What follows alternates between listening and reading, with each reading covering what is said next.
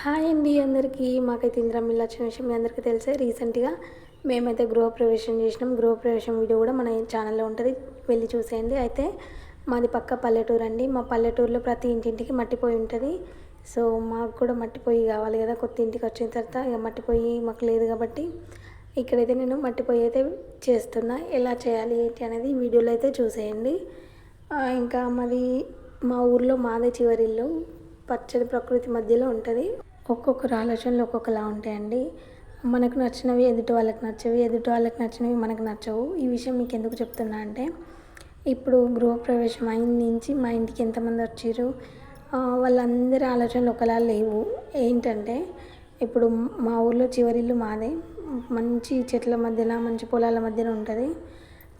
అయితే ఏంటంటే వాళ్ళందరూ ఏంటి ఇంత లాస్ట్ కట్టుకున్నారు, మీకు ఇబ్బంది కాదా, ఇక కొంతమంది కొన్ని రకాలుగా మాట్లాడతారు. కానీ నాకేమనిపించిందంటే, నాలా ఆలోచించే వాళ్ళు ఎవరైనా ఉంటే ఫస్ట్ అయితే కమెంట్ చేసేయండి. ఏంటంటే పీస్ఫుల్గా ఎవరి డిస్టర్బెన్స్ లేకుండా ప్రశాంతంగా పొల్యూషన్ లేకుండా ఉండాలని మంచి ఆలోచించే వాళ్ళు ఖచ్చితంగా ఇట్లా ఆలోచిస్తారని నేను అనుకుంటున్నా. మీకు ఎలాంటి వాతావరణంలో ఉండడం అంటే ఇష్టమో కామెంట్ చేసేయండి. అంటే పల్లెటూరు ఇష్టమా, సిటీ ఇష్టమా అది. ఎందుకంటే కొంతమంది పక్క పల్లెటూరులో ఉంటారు, కానీ మాట్లాడే విధానం కానీ బయట ఎవరైనా కలిస్తే కొంచెం సిటీ అన్నట్టు కొంచెం అట్లా మాట్లాడతారు. నాకైతే అట్లా ఇష్టం ఉండదండి. నేను డిగ్రీ కంప్లీట్ చేసిన, మా హస్బెండ్ కూడా డిగ్రీ చేసిండు, కానీ నాకు మాత్రం పల్లెటూరు వాతావరణం. ఎందుకంటే మనం పుట్టి పెరిగిందంతా పల్లెటూరే కదా. మనం ఇలాంటి వాతావరణంలో ఉన్నందుకు మనం చాలా అదృష్టంగా ఫీల్ అవ్వాలి. ఎందుకంటే మనం పండించిన బియ్యము, మనం పండించిన కూరగాయలు, మంచి ఆర్గానిక్ పంట తింటున్నామంటే మనం అదృష్టం చేసుకున్నట్టే. ఎందుకంటే మాకు ఇంటి దగ్గరనే చాలామంది కూరగాయలు పండిస్తారు. ఫ్రెష్గా అట్లా వెళ్ళి ఇట్లా తెంపేసుకొని వస్తాం. మీకు నెక్స్ట్ వీడియోలో ఎప్పుడైనా చూపిస్తా. నాకేమనిపిస్తుందంటే, అంటే ఇక యూట్యూబ్ స్టార్ట్ చేసినామంటే మనం ఏదో ఒకటి అప్డేట్ ఇస్తూనే ఉండాలి. లైక్ ఏదైనా వ్లాగ్స్. ఇప్పుడు నేనేమనుకుంటున్నా అంటే, వంటలు చేద్దామా లేకపోతే రియా పాపయ్య వీడియోస్ కంటిన్యూ చేద్దామా ఏంటి అనేది కొంచెం కన్ఫ్యూజన్లో ఉన్నా. మీరు కామెంట్ చేసేయండి, నాకు తెలుస్తుంది కదా.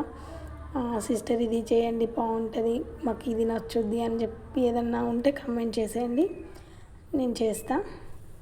మనకి ఒక్కొక్క ఏరియాలో ఒక్కొక్కలాగా సాంప్రదాయాలు కనిపిస్తాయి. అంటే మాది పక్క పల్లెటూరు, ఇంకా మాది తెలంగాణ. ఖచ్చితంగా నాన్ వెజ్ ఉంటుంది ప్రతి ఫంక్షన్కి. కానీ ఏంటంటే గృహప్రవేశం కాబట్టి గృహప్రవేశానికి మన కొత్త ఇంట్లో నాన్ వెజ్ చేయకూడదు. అట్లనే 11 days వరకు నాన్ వెజ్ తినకూడదు, కొత్త ఇంట్లో చేయకూడదు. అయితే ఇప్పటికి 11 days అయిపోయింది. ఇక నెక్స్ట్ మేము నాన్ వెజ్ తినచ్చు. నెక్స్ట్ వచ్చే వ్లాగ్లో కట్టెల పొయ్యి మీద వంటలు ఎలా చేస్తా ఏంటి అనేది మీకు చూపిస్తా. మీకు అలాంటి వీడియోస్ నచ్చినాయి అంటే నేను కంటిన్యూ చేస్తా. మీరు కమెంట్ చేసేయండి.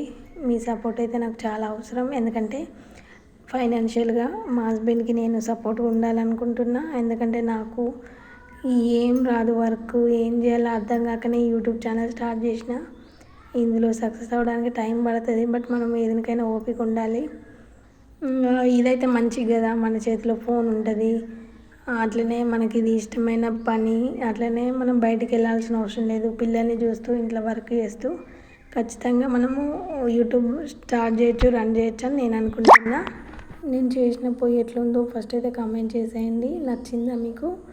నా ముగ్గులు ఎట్లా ఉన్నాయి, నేను చేసిన పొయ్యి ఎట్లా ఉందో కామెంట్ చేసేయండి. Thank you for watching. కొత్తగా చూసే వాళ్ళు ఖచ్చితంగా సబ్స్క్రైబ్ చేసుకోండి.